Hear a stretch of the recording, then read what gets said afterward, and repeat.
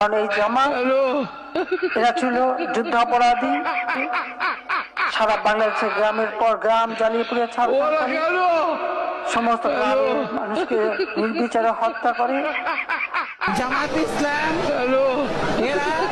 এরা হলো বেঈমান, এরা হলো মুনাফিক, দেশ বড় নয়, মানুষ বড় নয়, মানুষের জীবন বড় নয়। এদেরকে সুসংবাদ শোনাও, পীড়াদায়ক যন্ত্রণাদায়ক শাস্তি এদের জন্য রয়েছে যারা ইসলামের পথে বাধা দেয় আর ইসলামকে গিয়ে যারা ঠাট্টা বিদ্রুপ করে। মরিয়া দেখো, তারপরে টের পাবা। এখন তো কিছু আল্লাহ কবে না, আল্লাহ খুব আল্লাহ ধৈর্য আমাদের চাইতে কম না বেশি? সুবহানাল্লাহ, সুবহানাল্লাহ, সুবহানাল্লাহ। চিন্তা করা যায়, আল্লাহ যদি আমাদের মতো এরকমের বদমেজাজি হইতেন, মেজাজ খারাপ হইতো, কবে ভাঙ্গে চুরে সব শেষ করে ভালাইতেন। আল্লাহর কত ধৈর্য, সুবহানাল্লাহ, কত ধৈর্য।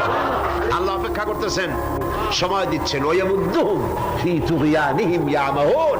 আল্লাহ পাক সার্কাসদেরকে, সীমা লঙ্ঘনকারীদেরকে ঢিল দিচ্ছেন, কর যদ্দুর পারিস কর।